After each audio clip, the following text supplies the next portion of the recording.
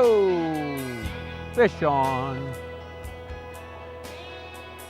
We normally fish with the barbs pinched on here so they come off real easy, doesn't hurt the fish. Just reel them in just a little farther.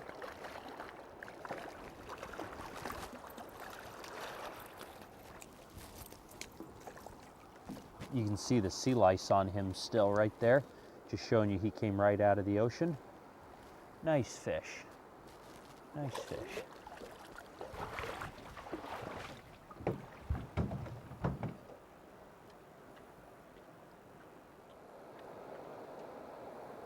There you go.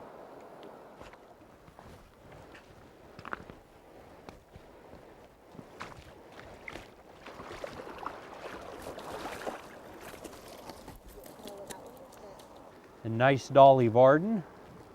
It's a member of the char family. This guy just came in from the saltwater. He went out about a month and a half ago following salmon fry, and now he's coming back. They're starting to come back in the river. Nice fish. About a 14-inch fish. We'll catch them in this river up to 22 to 24 inches and all the way down to 8 inches long. The state record is upwards of in the 20-pound range. I mean, just tremendous big fish. They don't get quite that big here, but 24. I've seen them 26 inches in this river. They put up a great fight. They're good fish. Lots of them in the river. Just do a nice slow retrieve. They'll be laying just about 10 feet out in front of you. Fairly close up to the surface. Little faster retrieve than that. Just a little bit, yeah, just about like that. Touch slow. Oh, there you go. There you got them.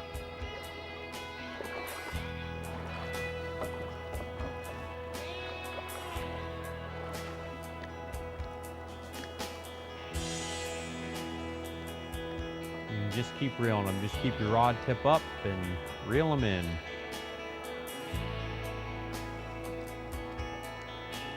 It's a good idea to keep your glasses on as well. That way if the lure is to come back, it doesn't come flying back into your eyes.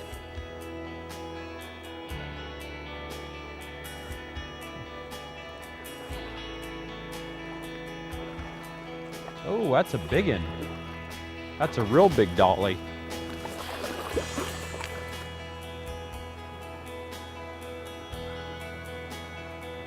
So we're not going like that all the way down like this. We're keeping a rod tip at 10 and 2.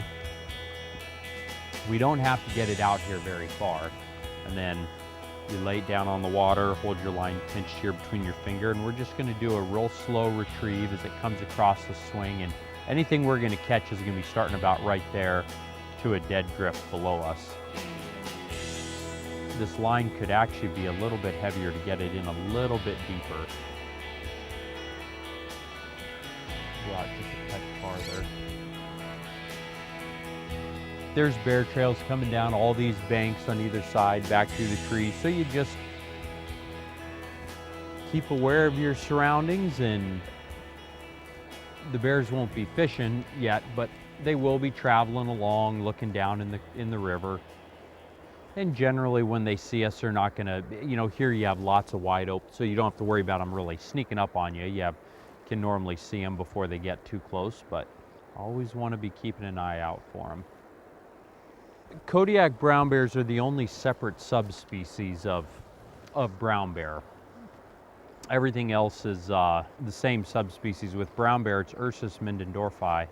They're the largest bears in the world. There's some argument over whether polar bears are bigger than brown bears. They're pretty similar, but when you look in the record books, the biggest of the big.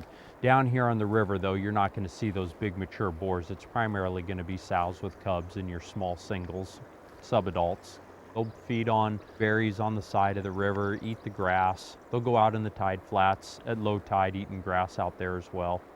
Well, brown bears are omnivores. And actually, fish is actually a fairly small portion of their diet. They're going to eat, starting off in the spring, they're eating sedges as they're first coming up in the alpine. They're eating you know, roots, and they'll come down to the beach and they'll feed on sand flies and sand fleas and that sort of thing. Of course, scavengers, if they find anything dead deer, winter killed deer, they'll eat on that. Whales on the beach. And then as the salmon start coming down, they'll be down here on the rivers eating the salmon. But the interesting thing is their probably favorite food is berries, salmon berries and elderberries.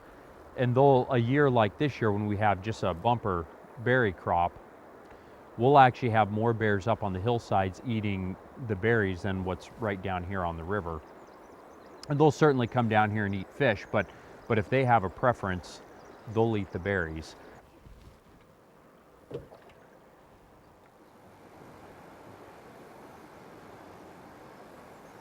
So go back and then keep this hand down here, and then when you go forward, hold that line until your rod tip is all the way forward, then let that line slide through your fingers. Right. Do a back cast, right, just right from there. You just take a back cast.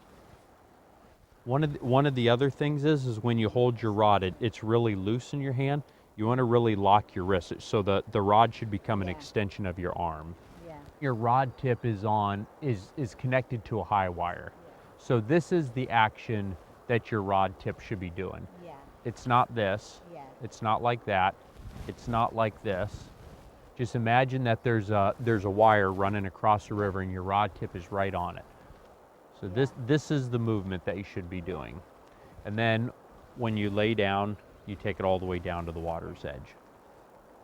And then you see how you're always keeping this. We're not out like this. We're always, this hand's right here and there's right there. So as soon as the fish hits, as soon as I feel them, I'm gonna let go. See my fingers here? I'm letting go of that line and I'm gonna lift my rod tip and pull the line. Just like that.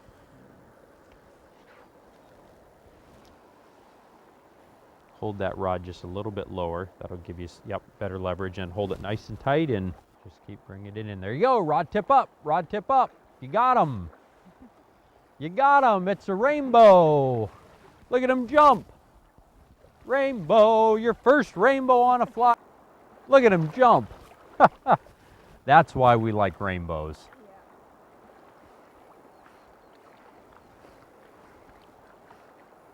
Beautiful fish. That's why we like rainbows. Okay, you can lower them back down. Give me some slack here. Okay, this is a rainbow trout.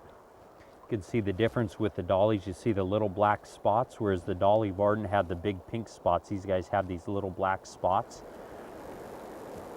An absolutely perfect day. Even the sun's peeking out. Hold that line tight, back cast. Back cast. Yep, you're gonna get your line out a little bit farther. Okay, now lay it down and fish it. Don't retrieve yet, just let it drift down. Follow the line with your rod tip. About there, you can just slowly start retrieving. Nice long strip.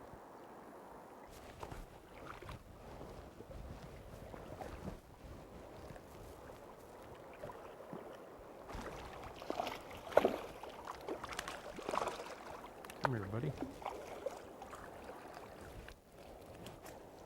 Nice char. See the nice pink spots on them? Beautiful fish. Keep your rod tip down and slowly retrieve. Just real fast, reel that slack right up. Okay, now you're ready to fight him regular.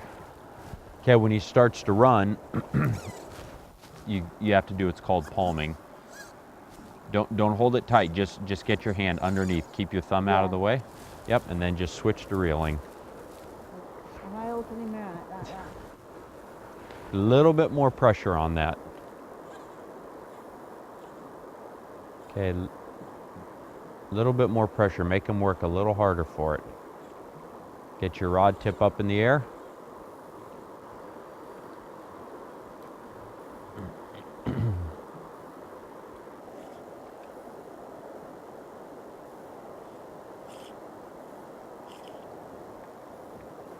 What happens if a bear comes? Well, if a bear comes, the first thing we do is get this fish off your line. So that either means breaking your line, dropping your line down, and just giving slack so the fish gets away. And then we just stay right here and let the bear walk past us. But the last thing we want it to do is to see you with a fish and start to associate humans with fish. That's what will long-term create a problem bear. Generally though, we stand together like this, a bear's gonna just walk by and not have a problem. If it gets too close, we can just wade out into the river a little bit. That's a chum salmon. A chum.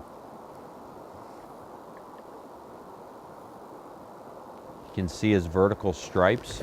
Beautiful fish, big fish. Don't let him get away. Don't let him get away. Here, back up just a little bit. We'll get him in the shallow water. Just take a couple steps backwards. And be ready to let him go if he needs to run. Take a couple more steps back.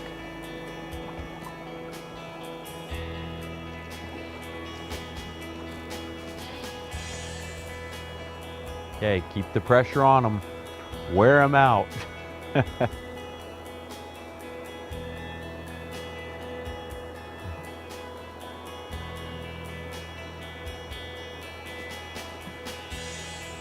Just about got him. Swing your rod tip that way into that shallow water.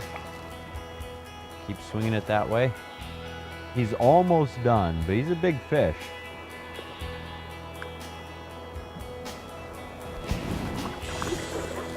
Got him. What a dandy.